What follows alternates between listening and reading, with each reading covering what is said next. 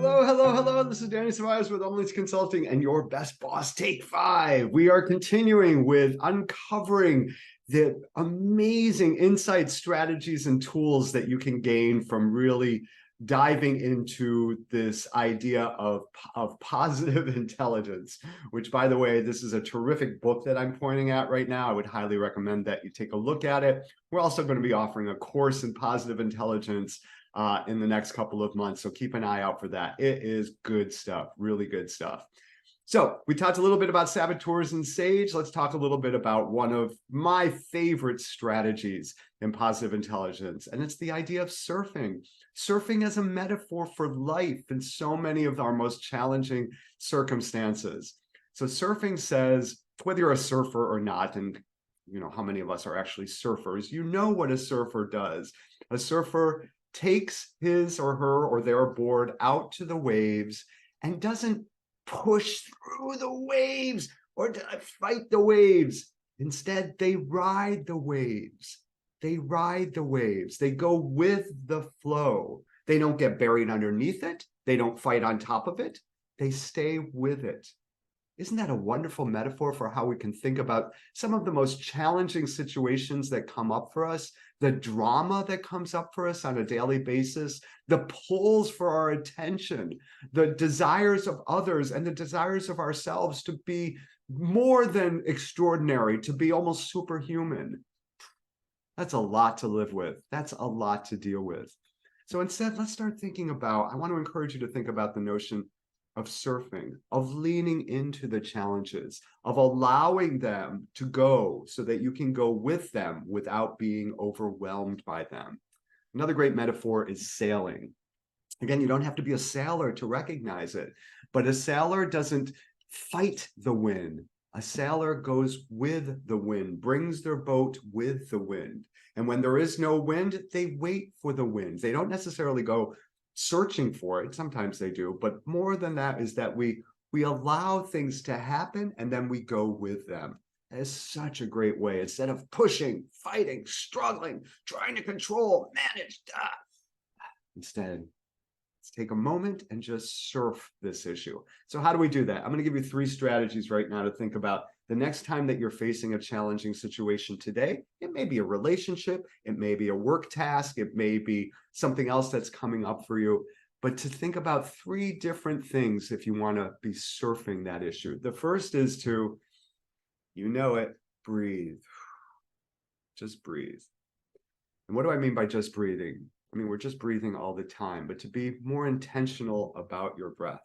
So what we know from the psychophysiological perspective is that when we are intentional about our breathing, we can actually start to silence and tamp down our limbic system reaction and really go into what clinicians call a relaxation mode, a very specific relaxation mode.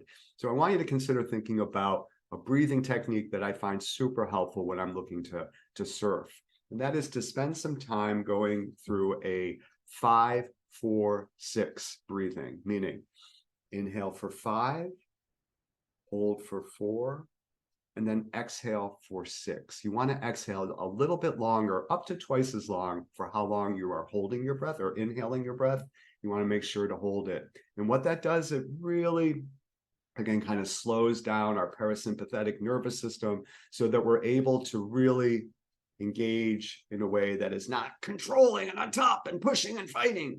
Instead, it's like, okay, I got this. I'm in this. I'm in this. So breathe. The second strategy, second thing I want you to think about is see if you can get some perspective on the situation that you're facing. One of the best ways of doing that is to flash forward in your life. Think about a year down the road, 10 years down the road, at the end of your life, and ask yourself, what's really important now? What's really important and what's not really important? You know, we often get tied up in the granularity of our day, of being right there, dancing as fast as we can, and lose sight of the fact this is one moment or one space in a pretty wonderful long time that we are here on this planet, and on this plane. So to take some time and think, what's really what's really important right now, can give you some real guidance for how to surf and understand and work with the challenge. And the third strategy, I want to encourage you to think about something called the Pareto Principle. The Pareto Principle is basically a ratio. It's the 80-20 ratio. And it says that basically 80% of our outcomes, the things that we work on, are really just based on 20% of our efforts. Most of our efforts are wasted. They just don't go where we want them to go.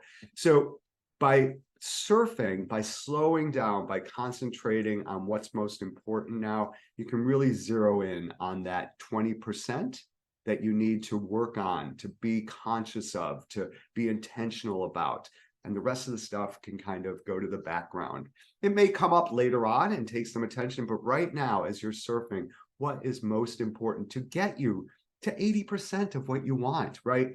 Now, if you took the assessment and you've got controller and hyperachiever saboteurs in you, those saboteurs are going to lie to you and tell you it's not enough. It's not enough. You need to do more. But honestly, thinking about it, do you really need 100% on anything? 80% is usually good enough. And by the way, don't let good enough be the enemy of perfection. It can go hand in hand with perfection. All right. So again, surf. And keep in mind the three strategies of breathing, having perspective, and 80-20. All right, this is Danny Ceballos with Unleashed Consulting and your best boss take 5. Go out there and surf, dude, surf. And I look forward to talking to you next time. Bye now.